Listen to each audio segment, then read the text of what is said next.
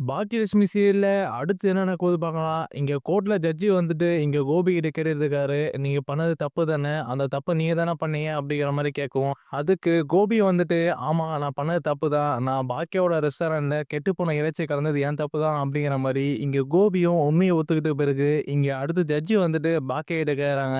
"இதுக்கு நீங்க என்னம்மா சொல்லப் போறீங்க?" அப்படிங்கிற மாரி இங்க ஜட்ஜி பாக்கியா கிட்ட கேட்கவும், உடனே இங்க பாக்கியா வந்துட்டு, "இல்ல நான் கேஸ வந்து வாபஸ் வாங்கிக்கிறேன். அவரு பண்ணது தப்பு தான்." அப்படிங்கிற மாரி அவரே உணர்ந்துட்டாரு. அதனால வந்துட்டு இந்த கேஸ நான் வாபஸ் வாங்கிக்கிறேன் அப்படிங்கிற மாரி இங்க பாக்கியா சொல்லவும், உடனே இங்க ஜட்ஜி வந்துட்டு, "கேஸ் வாபஸ் வாங்குற மாரின்னா போலீஸ் ஸ்டேஷனே வாங்க வேண்டியது தானம்மா. இப்ப எதுக்கும்மா வாங்கிட்டு இருக்கீங்க?" அப்படிங்கிற மாரி இங்க ஜட்ஜி கோவப்பட்டு பேச, அந்த பக்கம் பாக்கியாவோட வக்கீல் வந்துட்டு, "என்னோட கிளையண்ட் பாக்கியலட்சுமி வந்துட்டு கோபிநாத் மேல குடுத்த கேஸ வந்து வாபஸ் வாங்கிக்கிறாங்க. அதுக்கான ப்ரூஃப் இதுதான்." அப்படிங்கிற மாரி இங்க வக்கீல் போயிட்டு ஜட்ஜு கிட்ட அந்த ப்ரூஃப காமிக்கிறாரு. அதுக்கப்புறம் இங்க ஜட்ஜி வந்துட்டு, "இந்த கேஸ் வந்து தள்ளுபடி இப்ப செய்யப்படுது." அப்படிங்கிற மாரி சொல்லிட்டு, அந்த கேஸ வந்துட்டு முடிச்சுர்றாங்க.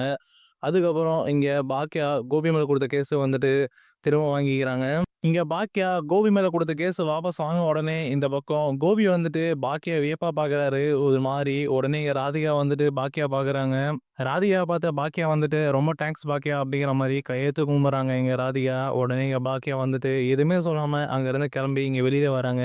வெளிய வந்துட்ட பிறகு இங்க கோபி, ராதிகா வந்துட்டு வெளிய வந்துட்டு இருக்காங்க.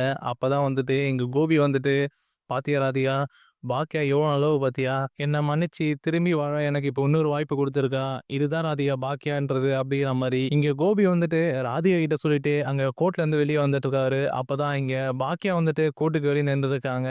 அப்பதான் இங்க ராதிகா கூட வந்த கோபி வந்துட்டு உடனே இங்க பாக்கியா பார்த்தோனே, பாக்கியா கிட்ட போயிட்டு, "ரொம்ப தேங்க்ஸ் பாக்கியா. நீ பண்ண இந்த உதவிய வந்துட்டு நான் மறக்கவே மாட்டேன். என்னையும் மன்னிச்சு, என்னையும் ஒரு மனுஷனா மதிச்சு இந்த கேஸ வந்து வாபஸ் வாங்கியிருக்க. நான் திருந்தி வாழறதுக்கு இன்னொரு வாய்ப்ப நீ குடுத்துருக்க. ரொம்ப தேங்க்ஸ் பாக்கியா. என் வாழ்க்கையில எப்பயுமே நீ இப்ப பண்ண இந்த உதவிய நான் எப்பயுமே மறக்க மாட்டேன்." அப்படிங்கிற மாரிலாம் இங்க கோபி வந்துட்டு பாக்கியா கிட்ட ரொம்பவே நன்றி சொல்லியிருக்காரு. அது பாக்கியா வந்துட்டு, "இல்லங்க பரவால்ல. நான் வந்துட்டு உங்களுக்காக பண்ணல. ராதிகாக்காகவும், அத்தைக்கோசரம் தான் பண்ணேன். அத்தை மட்டும் நீங்க ஜெயிலுக்கு போயிருந்தாங்க அப்படின்னா, கண்டிப்பா அத்தை என்ன பண்ணியிருப்பாங்கன்னு தெரியாது. நான் அத்தையோட முகத்துக்காகவும், ராதிகாவோட முகத்துக்காகவும் தான் கேஸ் வாபஸ் வாங்குனேன். உங்களுக்கோசரம் வாபஸ் வாங்கல. உங்களுக்கு ஒரு பொண்ணு மையு வேற இருக்கா. அவளோட வாழ்க்கை என்ன ஆவுறது இங்க ஜெயிலுக்கு போயிட்டா? அதெல்லாம் நினைச்சு தான் நான் கேஸ் வாபஸ் வாங்குனேன்." அப்படிங்கிற மாரி இங்க பாக்கியா சொல்லவும், உடனே இங்க கோபி வந்துட்டு, "பாத்தியா பாக்கியா, நீ என்ன பத்தி கூட யோசிக்காம, அந்த குழந்தை மைய பத்தி யோசிச்சிருக்க பாத்தியா? என்ன சுத்தி இருக்க எல்லார பத்தி யோசிக்கிற பாத்தியா? அதுதான் பாக்கியா நீ." அப்படிங்கிற மாரிலாம் இங்க பாக்கியாவ ரொம்பவே பெருமையா வந்துட்டு இங்க கோபி பேசிட்டு இருக்காரு. அதுக்கப்புறம் இங்க ராதிகா வந்துட்டு பாக்கியா கிட்ட தேங்க்ஸ் சொல்லிட்டு இருக்காங்க. அப்பதான் இங்க ராதிகா வந்துட்டு, "ரொம்ப தேங்க்ஸ் பாக்கியா. நான் எதிர்பார்க்கவே இல்ல. இந்த கேஸ நீங்க வாபஸ் வாங்கி அப்படி சொல்லிட்டு, நீங்க கேஸ வாபஸ் வாங்க மாட்டீங்கன்னு சொல்லிட்டு, நான் தமிழ்நாட்டிலே நம்பர் 1 வக்கீலா வந்து வச்சிருந்தேன். ஆனா அவருக்கு வந்துட்டு இப்ப எந்த ஒரு தேவையும் இல்ல அப்படிங்கிற மாரி பண்ணிட்டீங்க. இருந்தாலும் பரவால்ல. நீங்க கேஸ் வாபஸ் ஆனது எனக்கு ரொம்ப சந்தோஷம்." அப்படிங்கிற மாரிலாம் இங்க ராதிகாவும் பாக்கியாட்ட சொல்லிட்டு இருக்காங்க. அதுக்கு பாக்கியா வந்துட்டு, "விடுங்க. இதுல என்ன இருக்கு? என்னோட ரெஸ்டாரண்ட் விஷயத்துல கெட்டுப்போன இறைச்சி கலந்து அவரே தப்பு உணர்ந்துறாரு அப்படிங்கிறப்போ, இதுக்கு மேல அவருக்கு தண்டனை குடுத்து என்ன பண்றது? இதே மாரி அவர் யாரையும் பழி வாங்கணும் அப்படிங்கிற மாரி எந்த தப்பு பண்ணாம இருந்தாரு அப்படின்னா, உங்க வாழ்க்கையும், அவர் வாழ்க்கையும் நல்லாருக்கும்." அப்படிங்கிற மாரிலாம் இங்க பாக்கியா ராதிகா கிட்டயும், கோபி கிட்டயும் இப்படிலாம் சொல்லிட்டு இருக்காங்க. அதுக்கப்புறம் தான் இங்க பாக்கியா வந்துட்டு, "சரி கிளம்பி வீட்டுக்கு போலாம்." அப்படிங்கிற மாரி இங்க ராதிகா கிட்ட சொல்லவும், இங்க ராதிகா வந்துட்டு, "சரி பாக்கியா நான் கேப் புக் பண்றேன். நம்ம 3 பேரும் வந்துட்டு ஒண்ணாவே கேப்ல போயிடலாம்." அப்படிங்கிற மாரி இங்க ராதிகா சொல்லிர்றாங்க. உடனே இங்க பாக்கியா வந்துட்டு, "இல்ல ராதிகா நான் ஆட்டோல போறேன். நீங்க 2 பேரும் வேணா கேப்ல வந்துருங்க." அப்படிங்கிற மாரி சொல்லவும், "இல்ல பாக்கியா இருங்க 3 பேர் கேப்லயே போயிடலாம்." அப்படி சொல்லிட்டு இங்க ராதிகா வந்துட்டு கேப் புக் பண்ணிட்டு இங்க 3 பேரும் வந்துட்டு கிளம்பி இங்க வீட்டுக்கு போயிட்டுருக்காங்க. அங்க வீட்ல வந்துட்டு பார்த்தீங்கன்னா, ஈஸ்வரி உட்காந்துட்டு இருக்காங்க. அப்பதான் வந்துட்டு இங்க கோபி, அது மட்டும் இல்லாம பாக்கியா, ராதிகா இவங்க 3 பேரும் வீட்டுக்குள்ள வராங்க. இங்க 3 பேருமே வீட்டுக்குள்ள வரவும், இங்க ஈஸ்வரி வந்துட்டு கோபிய பார்த்தோனே சந்தோஷத்துல என்ன பண்றது தெரியாம இங்க ஓடி போயிட்டு கோபிய வந்துட்டு புடிக்கிறாங்க. கோபியோட கைய புடிச்சுட்டு, "கோபி வந்துட்டியாப்பா? நீ வரமாட்டேன்னு நெனச்சேன். அம்மா ரொம்பவே பயந்து போயிட்டேன்டா. உன்ன பார்க்க முடியாம போயிடுமோ! இல்ல அப்டின்னா உனக்கு தண்டனை குடுத்துருவாங்களோ!" அப்படிங்கிற மாரி. "என்னாச்சு கோபி? கோர்ட்டுக்கு போனேன். என்ன சொன்னாங்க? உன்ன பார்த்தது ரொம்ப சந்தோஷம்டா." அப்படிங்கிற மாரிலாம் ஈஸ்வரி ரொம்பவே வந்துட்டு இங்க கோபிய பார்த்த சந்தோஷத்துல பேசிட்டு இருக்காங்க. அதுக்கப்புறம் தான் இங்க கோபி வந்துட்டு, "பாக்கியா வந்துட்டு கேஸ் வாபஸ் வாங்கிட்டாமா." அப்படிங்கிற மாரி சொன்ன உடனே, இங்க ஈஸ்வரிக்கு அப்பதான் உசுரே வருது. "ஏதோ ஒண்ணுல கோபி, பாக்கியா வந்துட்டு உனக்கு நல்லது தான் பண்ணியிருக்கா. இப்பயாச்சும் அவ கேஸ் வாபஸ் வாங்குனால எனக்கு ரொம்ப சந்தோஷம்டா." அப்படிங்கிற மாரி. இங்க ஈஸ்வரி வந்துட்டு கோபி பார்த்து சொல்லவும், உடனே என் கோபி வந்துட்டு, "ஆமாம்மா, பாக்கியா ரொம்ப நல்லவம்மா. நான் கஷ்டப்படக்கூடாது. என் உடம்பு கண்டிஷன புரிஞ்சுக்கிட்டு அவளே வந்துட்டு கேஸ் வாபஸ் வாங்கிட்டா. முக்கியமா வந்துட்டு அவ கேஸ் வாபஸ் ஆனது உனக்காக தாம்மா வாங்கியிருப்பா." அப்படிங்கிற மாரி இங்க சொல்லவும், உடனே இங்க ஈஸ்வரி வந்துட்டு, இல்லடா கோபி, அவ எனக்காக தான் வாங்கியிருக்க மாட்டா கேஸ் வாபஸு. எனக்காக பாக்கியா கேஸ் வாபஸ் வாங்கியதா, நான் அப்பவே வந்துட்டு அவகிட்ட கேஸ் வாபஸ் வாங்க சொல்லியிருந்தேன். இம்மா நேரத்துக்கு உன்ன அலைய விட்டுருக்க வேணாம். இப்ப நீ அலைஞ்சிட்டு கோர்ட்டுக்காக சுத்திட்ட பிறகு அவ வாபஸ் வாங்கியிருக்கா. இருந்தாலும் பாக்கியா இப்போ உன்ன அலைய விட்டுட்ட பிறகு அந்த கேஸ் வாபஸ் ஆனது எனக்கு பாக்கியா மேல கோவம் தான்டா அப்படிங்கிற மாரி சொல்லுவோம். உடனே இங்க கோபி வந்துட்டு என்னம்மா பேசுற அப்படிங்கிற மாரி சொல்லுவோம். அப்பதான் இங்க பாக்கியா வந்துட்டு வெளியில இருந்துட்டு இப்போ உள்ள வராங்க. உள்ள வரும்போது இங்க ஈஸ்வரி வந்துட்டு பாக்கியா பாத்துறாங்க. நில்லு பாக்கியா அப்படிங்கிற மாரி சொல்லவும், இங்க பாக்கியா நின்னுக்குறாங்க. அப்பதான் இங்க ஈஸ்வரி பாக்கியாவ பாத்து கேக்குறாங்க, "என்னாச்சு பாக்கியா உனக்கு?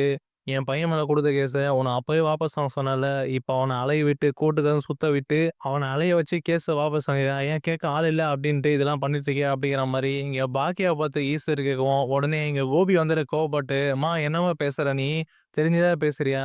பாக்கியா ஏற்கனவே ஒரு வாட்டி என்ன உயிர காப்பாத்தியிருக்கா. இப்ப என் மேல இருக்க கேஸ வந்து வாபஸ் வாங்கிட்டு, என் மானத்த காப்பாத்திருக்கா.